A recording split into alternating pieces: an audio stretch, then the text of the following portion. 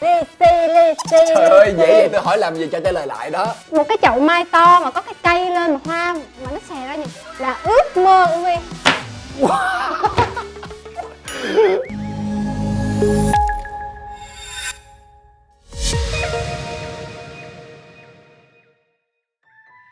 Hello, xin chào tất cả các khán giả đang đến với Sin Japan Spotlight. Và mình là Tú Vi. Hôm nay thì có một điều rất là đặc biệt, đó chính là Vi xin thông báo với mọi người, từ ngày hôm nay trở đi, Vi sẽ là người kế nhiệm của chương trình. Ta -da -da -da. Và để kỷ niệm ngày đặc biệt như vậy thì ekip cũng đã chuẩn bị trứng nè, rồi bột nè, đó để Vi sẽ làm một cái coi như một món bánh để đãi khán giả và mọi người nha. Trời ơi, bây giờ không biết mình sẽ làm món bánh gì bây giờ nữa. Để suy nghĩ coi. Alo. Chết. Ủa là sao? Sao tự nhiên hôm nay đứng ở đây xong rồi tự nói? Tôi nghe phong thanh đâu đó là từ đây về sau có người làm host kế nhiệm tôi là sao vậy? Đâu có, Vi đâu có nói gì đâu. Vi chỉ nói hôm nay được mời tới, Vi vui quá thì Vi làm bánh đãi Bảo thôi. Là Vi nói vậy hả? Ừ. Trời, công nghệ va bây giờ có nha mọi người. Cho lại khúc đó đi mọi người. Từ ngày hôm nay trở đi, Vi sẽ là người kế nhiệm của chương trình. Chết. Wow, không hiểu những gì Vi nói Vi ha. Ủa Vi đang làm gì đây? Vi làm bánh nè, trứng nè, bột nè, đó. Chương trình vào bếp cùng Tú Vi hả? Vào bếp cùng Tú Vi. Wow, trứng. Ôi trời, bể. Trứng không bể. Trứng không bể mà còn tưng. Wow, hay quá. Trời ơi. Chương trình có tâm nghe mọi người. Trứng. Trời ơi. Ở đâu ra vậy? Trời ơi, đi đâu lạc nhiêu trong đây? Coi như lâu quá không được gặp Bảo. Mà lại rất là mê chương trình. Cho nên là muốn đến đây để gặp Bảo. Nói chung là mê Nhật Bản đúng không? Đúng muốn rồi. Tới đây để mà mình nói về Nhật Bản đúng không? Thôi bây giờ là mình dọn cái này đi ha. Thật ra đến đây để nghe Bảo nói nhiều hơn đó nha. Chứ không có biết nhiều về Nhật Bản lắm đâu. Nhưng mà chương trình này là Bảo là host, cho nên là khách mời đây là khách mời phải nói chứ không phải là Bảo nói. Vậy hả? Mình hiểu format chưa? Hiểu rồi. Hiểu rồi ha. Rồi ok. Vậy thôi để mình dọn cái này nha. Để mình bắt đầu làm bánh đó hả? Mình làm bánh là mình cần phải có nước rồi mình nhưng cần mà phải có trứng thiệt nha mọi người. Đúng rồi. Cái này là mình để vui thôi. Nè. Ok nha. Rồi ok, mọi người đợi trong chút xíu nha. Bảo với Vi sẽ quay lại cho lại ngay à. Xin chào mừng tất cả các bạn đang cùng quay trở lại với Sin Japan Spotlight, những câu chuyện truyền cảm hứng. Và ngày hôm nay khách mời của chúng ta, như các bạn cũng đã biết, là một người có cái ý định là tính chiếm show của Bảo. Đó chính là diễn viên Tú Vi. Xin chào mọi người. Thôi nói chứ là thật ra là ngày hôm nay muốn mời Vi tới đây là bởi vì đây là một cái chương trình mà chúng ta sẽ nói rất nhiều về văn hóa, về con người Nhật Bản, cũng như là trải nghiệm của các khách mời khi mà nhắc tới đất nước mặt trời mọc. Thì không biết là đối với cá nhân Tú Vi thì Vi thích cái điều gì ở Nhật Bản nè? Nhật Bản là một đất nước mà thật sự phải nói là Vi thích rất là nhiều điều. Nhưng mà phải chia sẻ thật luôn là mình cũng chưa có dịp đặt chân đến Nhật Bản. Mình chỉ biết qua những lời kể của những người bạn đã đi du lịch về. Hoặc là mình xem qua phim ảnh, hoặc là những cái tài liệu và hoạt hình, truyện tranh. Ví dụ cái thời của Vi á thì là cái thời của Bảo luôn á. Thì không, mình cùng thời hả? Cùng thời. Thời của tụi mình đó. Là có Doraemon nè, có Conan nè, Tiểu thư mặt trăng nè, khủng long con ham ăn nè. Khủng long con ham ăn? Còn cái đó là khác thời rồi đó. Ủa, thời đó luôn á? Không, nhưng mà Bảo không có đọc cái đó. Đó là phim hoạt hình. Hiệp sĩ lợn nè. Cái đó có. Borin nè. Borin. Đó là qua những cái phim đó chỉ là phim hoạt hình thôi, nhưng mà Vi xem từ cái lúc Vi rất là nhỏ rồi, lớp 1, lớp 2 á, nhưng mà Vi vẫn nhớ và vẫn thích tới bây giờ. Bởi vì cái phim hoạt hình đó ví dụ như là Hiệp sĩ lợn đi, thì bối cảnh của mỗi tập sẽ là một cái không gian và một cái thời điểm của Nhật. Ví dụ như vào ngày Nhật có những ngày lễ như là lễ Valentine nè, Tết nè, hoặc là lễ cho phụ nữ, lễ cho chị em phụ nữ, rồi lễ nhiều những cái lễ hay lắm. Thì cái phong tục như thế nào á thì ở trong cái hoạt hình đó nó cũng như vậy. Nên mình xem mình rất là thích. Coi như là thông qua những cái phim hoạt hình đó là mình cũng hiểu được một cái phần nào về đất nước Nhật Bản đúng không?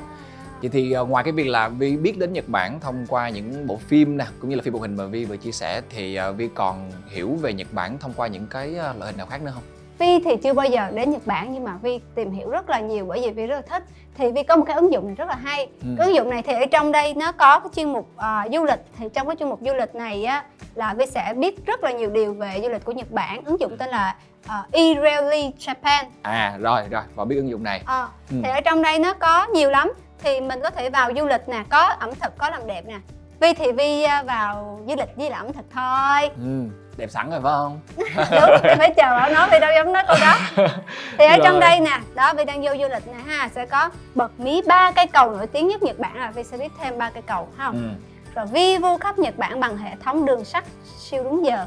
Ủa cái này Vi cũng rất là thích luôn nè. Đó. Rồi mình sẽ rồi thôi nói chung là mình sẽ lên eReally Japan đúng không? Đúng vậy. Rồi. Có rất là nhiều bài hay về du lịch ẩm thực và làm đẹp. Rồi, ok, cảm ơn Vi. Ngoài cái việc là chúng ta tìm hiểu về Nhật Bản thông qua những câu chuyện đó, thì khi mà Vi nghe những người bạn của mình kể về Nhật Bản thì Vi mong muốn là mình sẽ tới cái khu vực nào nhất của Nhật Bản? Thật ra là chỗ nào Vi cũng thích. Tức là Vi thấy mẹ Vi đi ngắm núi Phú Sĩ thì Vi cũng rất là thích. Tại vì mẹ diễn tả là cái đoạn đường đi lên để ngắm núi rất là đẹp. Không phải là mình đặt chân tới cái núi là đẹp, nhưng mà cái đoạn đường đi lên ngắm thì lại rất là đẹp. Thế còn con người Nhật Bản hay như thế nào? Vi có bao giờ có dịp tiếp xúc hoặc là thấy được cái cảm nhận của bản thân mình về con người Nhật Bản thông qua những cái bộ phim Nhật Bản chẳng hạn? Vi thấy Vi có, tức là mình chưa tiếp xúc với người Nhật đâu. Nhưng mà với con em bé em của Vi á, thì khi mà bé về bé kể cho Vi nghe á, là bé nói người Nhật rất là kỷ luật, rất là nghiêm túc, và cuộc sống họ rất là bận rộn. Tức là nó là họ bận lắm, họ sẽ không có thời gian nhiều để cho những cái việc như là giải trí hay là gì. Họ sẽ rất là focus vô cái công việc của họ. Và bé kể thậm chí là khi đi ăn đi uống này nọ là họ cũng không có thời gian nói chuyện với nhau đâu. Họ chỉ ăn cho xong rồi họ sẽ đi làm việc tiếp, kiểu dạng như vậy. Và họ rất là kỷ luật. Chỉ có kỷ luật thì mới có nhiều thành công và nhiều cái mục tiêu trong cuộc sống được. Và thật sự là người Nhật, Vi rất là ngưỡng mộ họ ở một cái điểm, cảm giác như là họ đặt ra rất là nhiều cái ranh giới để vượt qua, như là họ không ngừng tiến bộ, đúng không? Thật ra đó là những cái điều mà tất cả chúng ta đều rất là ngưỡng mộ về văn hóa cũng như là con người Nhật Bản. Thì ngày hôm nay chắc là một cái dịp để mà chúng ta phải gọi thử thách Tú Vi, bởi vì như Tú Vi chia sẻ chưa có đi Nhật bao giờ hết. Vậy mà cũng thử thách luôn. Đúng rồi, chưa đi nhưng mình phải thử thách mới thắng được chứ, đó là chương trình mà. The host mà. Cho nên ngay bây giờ Vi sẽ đến với một cái thử thách có tên là Nhật Bản 5 giây. Nhật Bản 5 giây hả? Nhật Bản 5 giây tức là sao? Vi sẽ có 7 câu hỏi liên quan tới đất nước Nhật Bản. Vi sẽ lựa chọn A, B, C hoặc là yes or no để mà mình trả lời được.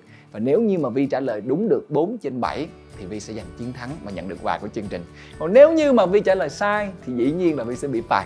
Trời ơi, ác dễ sợ, chưa đi Nhật Bản bao giờ mà vẫn hỏi, vẫn thử thách. Vậy đó là chương trình mà. Ôi, thua chắc rồi, thôi ok chơi luôn. Chơi luôn phải không? Ok, còn ngay bây giờ chúng ta sẽ cùng nhau đến với phần Nhật Bản 5 giây.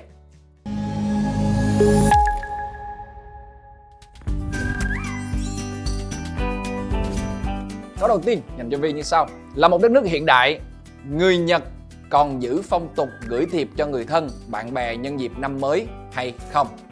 Con. Đúng vậy. Tự tin quá vậy. Tự tin luôn. Sao liếc ra ngoài vậy? Có gì đâu. Biên tập không nhắc nha. Đó là đáp án chính xác. Yeah. Thật ra cái này dễ mà, tại vì hỏi cái vậy là giống như là đã gợi ý rồi. Nhưng mà thật ra đây là một cái nét văn hóa rất là hay của người Nhật, là bởi vì là ngoài cái việc là gặp gỡ rồi chào hỏi nhau ngày lễ Tết thì người Nhật vẫn giữ cái chuyện là chúng ta sẽ gửi cái thiệp như một cái phong tục rất là quan trọng của đất nước Nhật Bản. Những cái lá thiệp này được trang trí rất là dễ thương và rất là bắt mắt, là bởi vì là họ hy vọng cái đó là cái điều may mắn đến với là cái người được nhận. Và thường thì họ sẽ gửi cái thiệp này là từ đầu tháng 12 để chắc chắn là người nhận sẽ có thiệp vào ngày đầu năm mới. Dễ thương quá. Năm nay nhớ tặng thiệp cho nhau nha. Ok. Rồi, câu số 2. Hoa đào, hoa mai là loài hoa đặc trưng của Tết Việt Nam. Tương tự như vậy, hoa anh đào là loài hoa đặc trưng cho Tết của người Nhật. Đúng hay sai? Sai. Sao mình làm ánh mắt gì lạ quá vậy Vi? Sai. Đừng hỏi tại sao nha. Sai. Đúng vậy, sai nha. Sai. Ủa, Vi sai luôn hả? Không, Vi đúng. Đây, đội giải thích cho tất cả mọi người cùng hiểu rằng là người Nhật trang trí nhà bằng kadomatsu, được làm từ 3 cây tre vác chéo, xung quanh được trang trí bởi những cành thông. Cái Domatsu thường được đặt ở trước cửa nhà hay là lối vào của công ty và mang ý nghĩa là một năm mới hanh thông và vạn sự tốt lành. Người Nhật tin rằng những cái cây này còn có chức năng là dấu hiệu chỉ đường để thần năm mới không bị lạc. Đây là sự chào đón của gia đình dành cho thần năm mới. Cái con này là Vi biết. Biết? Chứ không phải Vi hơn đâu nha, không phải Vi là À. Vi ấy đâu. Có một lần chơi game show kia thì cũng có cái câu hỏi là ngày Tết người Nhật sẽ trang trí cái gì. Thì Vi đã trả lời hoa anh đào. Nhưng mà thật ra cái câu đáp án lại là không. Thì Vi mới lúc đó Vi mới nghĩ trong đầu là không lẽ để trưng từ Giáng sinh cho tới Tết luôn. Cái câu hỏi đó thì Vi không có dám hỏi ra. Bây giờ Vi hỏi Bảo là người ta Giáng sinh người ta có trưng cây thông giống như mình hay không? Năm sau mùa Giáng sinh Bảo sẽ mời Vi tham gia để chúng ta cùng giải đáp thắc mắc đó được không? Vậy hả? Ok. Nói chứ là thật ra là câu hỏi này á, là tại vì rất là nhiều người thường hay nhầm lẫn. Tại vì chúng ta khi nhắc tới Nhật Bản là nhắc tới hoa anh đào. Đúng rồi. Nhưng mà mùa hoa anh đào là thường là từ tháng 3 cho tháng 5 dương lịch, chứ không phải là vào những cái dịp đầu năm. Cho nên là để mà để gắm hoa anh đào thì phải đi từ tháng 3 tới tháng 5. Tức là nó cuối mùa xuân thôi. Đúng rồi. Nó bắt đầu chớm qua mùa hè đó. Chúc mừng Vi đã có được 2 đáp án chính xác. Cảm ơn Bảo. Mấy câu sau khó hơn nhé. Câu thứ 3. Trẻ em Nhật Bản có gọi mẹ bằng mama hay không? Trời sao biết được? Trời nó gọi Thì giờ phải hỏi chứ. Nó gọi mẹ nó là gì? Sao tôi biết trời? Không thôi. Không nha. Không. Sao Có không mà nha. quạo quá thì kỳ ghê luôn á. Nó Chưa gọi có khách mời nào mà hôm nay sắp Tết nữa chứ sao tự nhiên quạo như. Không, nó có gọi mẹ nó là mama nha. Có hay không? Có. Sao nãy nói không? Không, lộn. Nó lộn. Giờ có hay không? Có nha. Mama. Sai. Mama. Mama. Mama. Đây, để giải thích cho nè. Nói chung là bên cạnh cách gọi phổ biến trong tiếng Nhật là Okasan, Kasan thì trẻ em Nhật cũng gọi mẹ là mama. Yeah. Ok chưa? Đúng. Ok, dạ. Ủa sao dễ quá vậy? Nghi quá ai nhắc. Đừng nhắc nha. Ai mà nhắc chợ công bằng ở đây, ai mà nhắc. Không bằng quá. Rồi, 3 câu chính xác, chúc mừng Vi. Câu thứ 4. Trong văn hóa Nhật, người ta thường tặng đũa để chúc những điều may mắn, tốt lành. Đúng hay sai? Hôm nay còn thời gian suy nghĩ nha. Có Tặng đũa hả? Tự nhiên tặng đũa hả? Chắc đúng à. Thôi sai. Câu này không biết thiệt. Chắc là sai đi. Sai đúng không? Sai, chắc là nghĩ là tặng muỗng hơn á, chứ không tặng đũa đâu. Tại sao tặng muỗng? Muỗng ăn cơm. À, thấy coi phim mà ta ăn cơm bằng muỗng rồi. Chắc nhiều đúng không? Tự nhiên có một cái lần Vi tham gia cái game show đó thì cũng nói về Nhật Bản. Tức là họ có cái lễ hội, họ sẽ ra múa với cái chén và cái muỗng hay sao á. Không biết là game show nào nhưng mà nghe cũng là lạ đó. Nói chung là sai nha Vi. Vậy sai. Vậy Đáp án của chúng ta là đúng. Vậy là họ tặng nhau đũa hả? Có. Đây, để giải thích cho. Trong dịp năm mới hay sinh nhật hoặc là dịp kỷ niệm thì người Nhật đã thường tặng nhau là đũa. Bởi vì họ quan niệm đũa là cái cầu nối giúp gắn kết tình cảm giữa người tặng và người nhận. Tại vì từ đũa trong tiếng Nhật cũng có nghĩa là cây cầu. Theo một cái cách giải thích khác á, thì là đôi đũa thường dùng để gấp lấy những điều may mắn. Và đôi khi là bởi vì đũa có đôi có cặp. Cho nên tặng đũa cũng là mong là người đó có thể là đón nhận gấp lấy cái điều tốt lành mà họ mong ước. Hay quá ta, hay á. Vi chắc không cần tặng đũa đâu, tại vì có đôi có cặp rồi. Nhưng mà thôi năm mới mình sẽ tặng nha. Rồi, sai một câu, đang vẫn đúng 3 câu. 2 chiếc bánh tượng trưng cho ngày Tết của người Việt là bánh chưng và bánh dày. Vậy thì chiếc bánh đại diện cho ngày Tết của người Nhật là loại bánh nào? Bánh nào á? Trời ơi, có nhớ cái bánh Nhớ từ game show nữa phải không? Không phải, nhớ là tự vì trước khi tham gia chương trình á là có search YouTube để điều tra. Nhưng mà không nhớ cái tên tiếng Nhật mà. 5 4 biết có cái bánh đó đó. 3 cái bánh đó đó. Bánh đó là Bánh đó. hết giờ. Đó là bánh mochi. Vậy không phải cái bánh mình coi rồi. Vậy thôi coi như là bỏ qua đúng không? Okay. Tên cụ thể là bánh Kagami mochi. Đó là khi mà thấy bánh Kagami mochi là biết là Tết sắp đến. Và đây là cái lễ vật truyền thống không thể thiếu trong gia đình Nhật Bản vào cái dịp năm mới. Kagami mochi được tạo thành từ 2 chiếc bánh mochi hình tròn nhỏ chồng lên hình tròn lớn. Trên đỉnh đặt một quả cam với mong ước những điều tốt đẹp sẽ đến trong năm mới. Bánh mochi lớn, bánh mochi nhỏ, đặt thêm trái cam nữa. Tuyệt vời không? Hay quá. Tôi cũng chưa tưởng tượng ra. Chưa tưởng tượng nó bự lắm á. Hình ảnh đó. Đây chính là bánh mochi. Thì ra là như vậy. Đó. Wow. Rồi bây giờ còn một câu quyết định nè. Otoshidama. Cái gì vậy? Từ tiếng Nhật phải đọc vậy mới đúng. Otoshidama. Món quà đầu năm mới mà trẻ em Nhật Bản mong đợi nhất. Vậy Otoshinama là quà gì? Trẻ em Nhật Bản mong đợi đúng không? Đúng rồi. Đó. Nghĩ cho kỹ nha. Đừng vội vàng nha. Sao mà làm có vậy hả? Ừ. Có 5 giây Thật hả? ra là trẻ em nào cũng vậy thôi. Nước Nhật thì viết suy ra nó cũng như là nước Việt Nam thôi. Đó chính là lì xì. Trời ơi, dễ vậy tôi hỏi làm gì cho trả lời lại đó. Thôi cái mặt này là tôi biết tôi nói đúng rồi đó. Cái mặt này là tôi đúng rồi nè. Và thưa Tú Vi, Ừ. có những thứ là phải nghe lời tôi. Ủa, sao vậy? Sao? Tại vì xin chúc mừng Tú Vi đã nhận được một hộp bánh mochi. Cậu mày diễn xuất quá nè. Bây giờ đổi đi, tôi làm host, xong làm diễn viên nha. Ok, đổi lại nè, hỏi lại đi. Thôi bỏ qua đi. Rồi. Đó chính là chúc mừng Tú Vi. Đó chính là lì xì.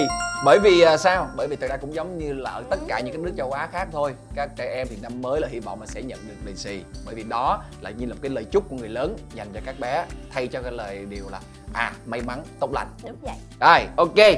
Ta-da! Và đây Yeah. chính là hộp bánh mochi dành tặng cho Tú Vi. Thank you. Trời ơi mát lạnh luôn. Thích quá à. Hộp Cái này mình phải bảo quản mấy cái lạnh. vậy ta? Bỏ ra thử đi. Đây, tôi dịnh cho. Rồi, Wow. đây. Trời ơi, Ta-da. 12 cái lận. Đã quá. Cảm ơn ekip nha. Cảm ơn chương trình nha. Không đã Kiểm tra đủ 12 cái nha, chứ không về bán vốn chương trình không đủ nữa. Không được mà. Trời ngon quá à. Thank Rồi, you. và ngay bây giờ chúng ta sẽ cùng nhau chuẩn bị bước qua phần tiếp theo của Shin Japan Spotlight. Đó chính là góc chia sẻ.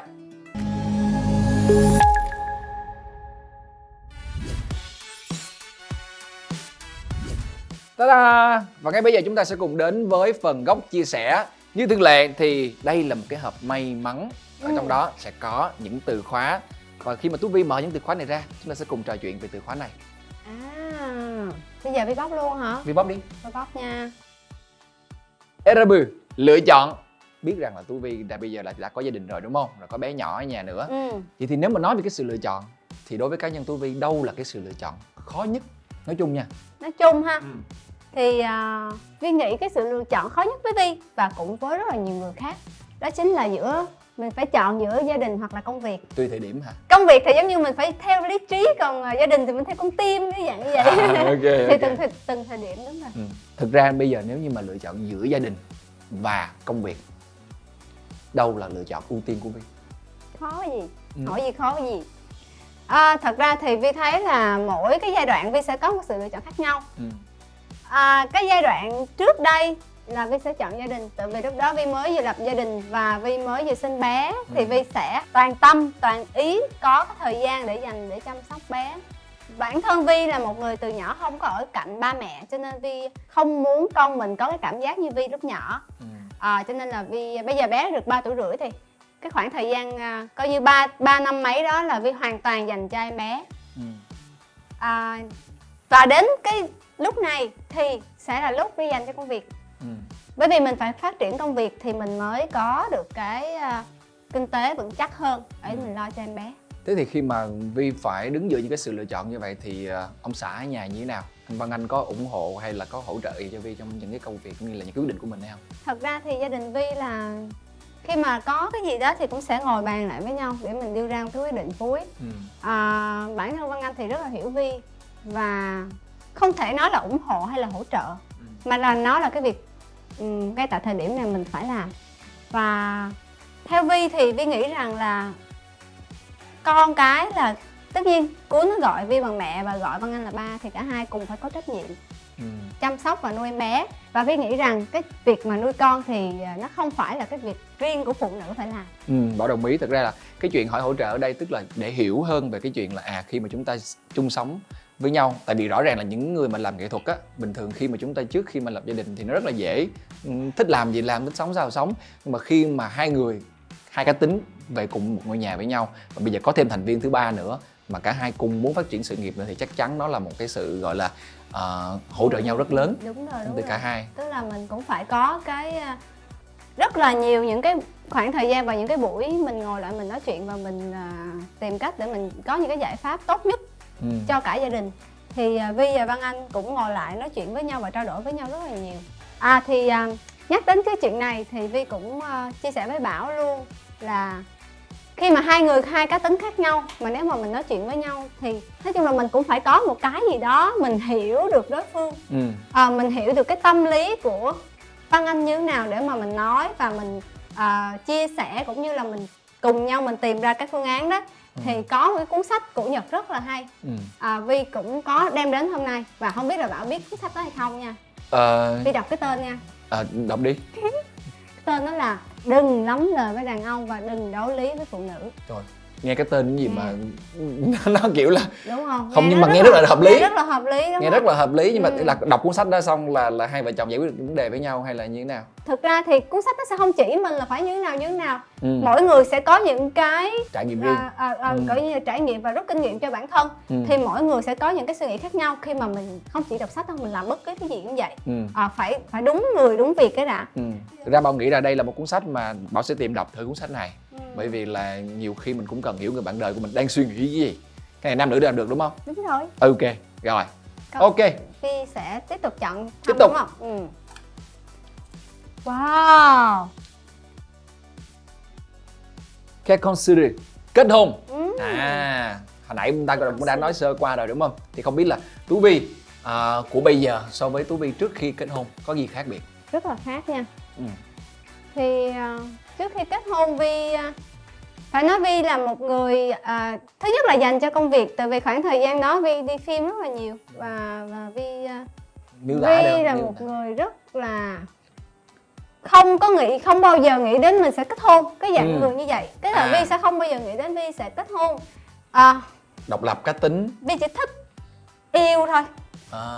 Vi cũng chưa nghĩ là Vi sẽ làm mẹ. Tại vì đối với Vi cái việc làm vợ làm mẹ nó một cái gì đó lúc đó nó rất là khủng khiếp, rất là khó. Không tưởng tượng ra được mình sẽ chăm sóc em bé, hoặc là mình sẽ làm mẹ, hoặc là mình sẽ nuôi dạy một người từ lúc mới sinh nhỏ xíu cho tới lớn để thành một người tốt và một người có ích như thế nào. Thì Vi cảm giác mình có thể không làm được chuyện đó. Vậy thì tại sao lại quyết định kết hôn? Tại vì gặp đúng người. Tại thời điểm này thôi nha. Sao kỳ vậy? Vi không biết là 10 năm sau thì Vi sẽ thay đổi như thế nào và Văn Anh sẽ thay đổi như thế nào. Trong cái khoảng thời gian này Vi và Văn Anh là những người đúng cho nhau. Nhưng mà trong tương lai Vi không chắc được. Mọi chuyện nó sẽ như thế nào thì mình cũng không biết được đâu. Nhưng mà ngay tại lúc này thì Vi rất là happy và cảm thấy rằng là rất là may khi mình có được một cái người hợp với mình để mà mình có thể thay đổi cái suy nghĩ. Nhờ như vậy thì Vi mới có cái gia đình và Vi mới có một em bé, và bé cũng là em bé rất là tuyệt vời. Thật ra đôi khi là có những thứ chúng ta không nghĩ tới, nhưng mà cái giai đoạn đó chúng ta gặp được một người nào đó, hoặc là có vô tình có một cái sự việc xảy ra đến cuộc đời của chúng ta, thì chúng ta lựa chọn điều đó. Đôi khi nó mang lại cái sự thú vị trong cuộc sống, đúng không? Giống như Vi đã lựa chọn là từ lúc đầu không nghĩ là sẽ kết hôn, nhưng bây giờ thì tự nhiên là một người mẹ mà lại có được một cái gọi là báu vật là bé Cuốn đi, thì đó là những cái điều mà Bảo tin rằng đó là gọi là phép màu của cuộc sống. Đúng rồi. Chúng ta hãy tận hưởng nó. Ok. Rồi, từ khóa tiếp theo, cuối cùng. Tiếp theo nha.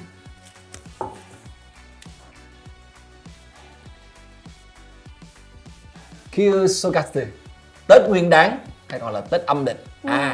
Thế thì bỏ qua tất cả những điều của năm 2021, có thể nói là một cái năm rất là đáng nhớ với tất cả chúng ta, đúng không? Vậy thì Vi cũng như là anh Văn Anh đã chuẩn bị gì cho mùa Tết này? Tức là Vi á, từ nhỏ thì gia đình của Vi thật sự không có khá giả và sống rất là đơn giản. Tức là mình sẽ quen với cái nếp sống từ lúc nhỏ với dì, với mẹ, với ngoại rồi. Là thật ra Tết thì cũng chỉ dọn dẹp nhà cửa cho sạch sẽ và mua hoa về chân. Lúc đó thì mình sẽ đi ra ngoài để mình mua cành đào, mua cành mai, cành mai ngắn ngắn nhỏ nhỏ thôi. Nhà nghèo đâu có thể nào mua cái chậu mai to. cái lúc đó cái khoảng thời gian Vi còn nhỏ, một cái chậu mai to mà có cái cây, cái chậu to mà có cái cây lên mà hoa mà nó xè ra như là ước mơ của Vi. Tức là Vi mơ được nhà mình có một cái chậu mai như thế. Năm nay rước mai chưa? Năm nay là đem mai về có rồi chưa? chứ, có rồi chứ. Thì sau khi mà mình có thể có cuộc sống độc lập và mình có kinh tế rồi thì mình thực hiện cái ước mơ đó của mình. Dọn dẹp nhà cửa này, xong mình trang trí cây mai nè, và đặc biệt là bé Cuốn năm nay cũng lớn thì bé phụ mẹ treo mấy cái gọi là mấy cái lì xì.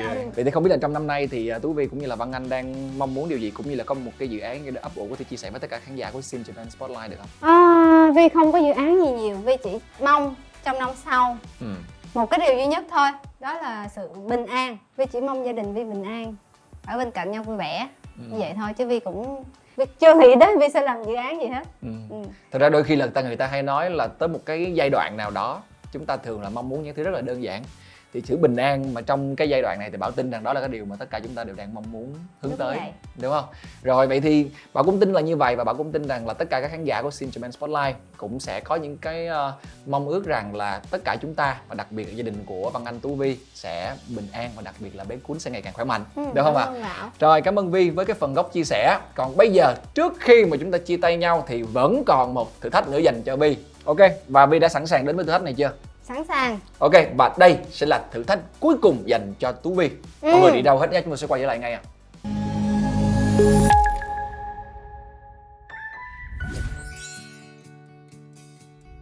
Xin chào các bạn đang cùng quay trở lại với Sin Japan Spotlight, và đây là chuyên mục thử thách khách mời. Ngày hôm nay, thử thách khách mời của chúng ta sẽ là trò chơi dân gian của nước Nhật. Đó chính là Daruma Otoshi. Đây có là giống như một cái phiên bản trò chơi rút gỗ truyền thống của Nhật Bản vậy đó. Đây nè. Vi biết chuyện này không? Vi biết trò chơi rút gỗ, tức là sắp xong mình chọt. Đúng. Bình thường trò chơi rút gỗ chúng ta sẽ sử dụng tay để mà rút những cái miếng gỗ này. Nhưng riêng ở Nhật Bản người ta sẽ dùng thêm một cái dụng cụ nữa. Đó là cái búa. Và cái búa này để chơi không được mình. Không, mình đừng có nỗ lực như vậy vì thay vì mình dùng ngón tay mình rút ra như rút gỗ bình thường, thì bây giờ là mình sẽ dùng cái búa này mình gõ. Nhưng cái đầu của Daruma, khuôn mặt giận dữ đây sẽ không được quyền rớt xuống. Khó gì? Hình dung được không? Được. Ví dụ như là bảo nè, hey, đó. Wow. Ủa vậy luôn không hả? rớt. Nhưng mà hay quá vậy ta. Nhưng cầm như vậy mà rớt mới lạ đó nha. Nhưng mà ý là mình làm như vậy để mà ví dụ, hiểu không? Hiểu. Nhưng mà mình không có được dùng tay chơi gian giống Bảo. Rồi, ở cái trò chơi này thì Bảo với Vi sẽ cùng chơi với nhau. Mỗi người chúng ta sẽ có 3 lượt gõ. Và nếu như mà ai giữ được nhiều lần mà cái đầu Daruma này ở đúng vị trí nhất, người ta sẽ giành chiến thắng. Tức là bình thường gõ là rất là dễ rớt cái đầu. Mà ai giữ lại được cái đầu thì sẽ giành chiến thắng. Bây giờ mình thay phiên nhau. Mình thay phiên nhau, mọi người có 3 lượt. Ok chưa? Nếu Vi thắng Vi sẽ có quà. Hả?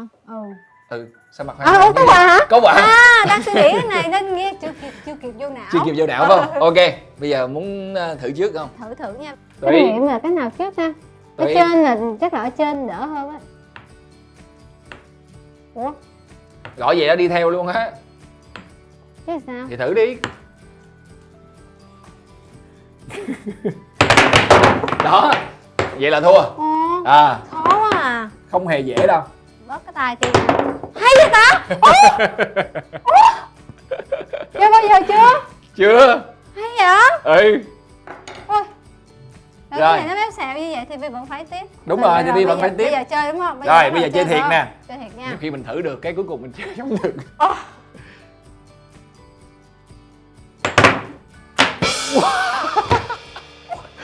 Ok, tiếp tục. Ai da. Khó nha.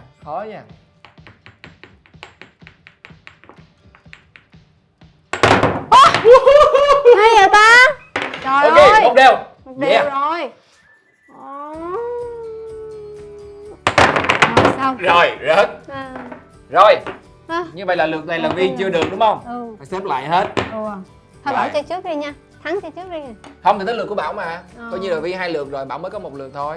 Vi được 1 lượt, Bảo chưa được. Bảo được 1 lượt. Ok. Yes.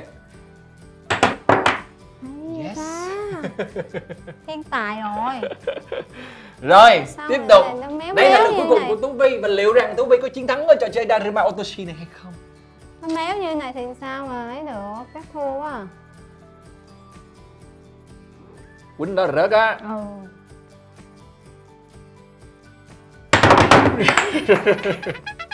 Chơi cái này giống như người ta tưởng mình đang phá nhà á Bảo ơi. Thiệt sự luôn cái trò này. Thật ra là riêng cái Daruma Otoshi này là có rất là nhiều phiên bản khác nhau. Có phiên bản to, có phiên bản nhỏ hơn. Thì thường là phiên bản nhỏ hơn sẽ rất là dễ chơi. Nhưng mà ngày hôm nay đem với lại Tú Vi thì Bảo sẽ chọn cái phiên bản to là bởi vì nó lên hình đẹp. To. Rồi, ok. Như vậy là coi như Tú Vi đã chỉ có 1 lượt thành công, còn Bảo chỉ cần 2 lượt đã hoàn thành. Yeah. Vi thấy 1 lượt là Vi hay lắm rồi đó chứ. Thôi nhưng mà nói chung là ngày hôm nay đã đến với chương trình rồi thì kiểu gì cũng sẽ có quà. Đây chỉ là một cái thử thách nho nhỏ thôi. Và bởi vì sao ạ? Bởi vì đối với lại chương trình thì chúng tôi mong muốn là có thể truyền tải được rất là nhiều những thông điệp cũng như là văn hóa Nhật Bản đến với tất cả các bạn khán giả. Chính vì vậy đây là một cái trò chơi nhân gian rất là hay mà chúng ta có thể chơi cùng với nhau trong cái dịp Tết này. Và Bảo tin rằng là sự thử thách tính kiên nhẫn của chúng ta rất là nhiều, nhưng mà nếu như ai vượt qua được thì sẽ thành công. Rất là khéo đúng không? Ok, rồi cảm ơn Tú Vi và đây sẽ là món quà dành cho Tú Vi. Ta-da! Và đây là món quà dành cho Tú Vi. Đây chính là búp bê tình bạn Itsumatsu. Búp bê tình bạn. Búp bê tình bạn rất là dễ thương và đây là được nhập từ Nhật Bản về đó. Rất là tinh xảo nha.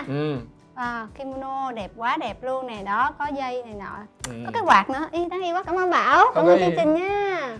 Và đến đây thì cũng là chuẩn bị kết thúc chương trình rồi, thì không biết là Tú Vi có một cái điều chia sẻ với tất cả khán giả của Shin Spotlight không nào? Vi rất là cảm ơn chương trình đã sắp xếp cho Vi có thể đến đây để mà tìm hiểu thêm những cái văn hóa, những cái phong tục và biết thêm rất là nhiều điều về Nhật Bản. Cũng như là lần đầu tiên mình có sở hữu một em búp bê xinh đẹp như thế này. Và nhân dịp năm mới thì Vi xin chúc tất cả các khán giả của Shin Japan Spotlight một cái năm mới vui vẻ, may mắn, hạnh phúc và bình an. Mong rằng tất cả mọi người sẽ có nhiều sức khỏe và thành công trong tất cả những lĩnh vực mà mọi người chọn nha. Cảm ơn Tú Vi rất là nhiều. Và thưa quý vị khán giả, những lời chúc vừa rồi cũng chính là lời chúc mà chương trình Shin Japan Spotlight muốn gửi đến tất cả quý vị khán giả vì đã luôn luôn đồng hành và theo dõi chương trình trong suốt thời gian vừa qua.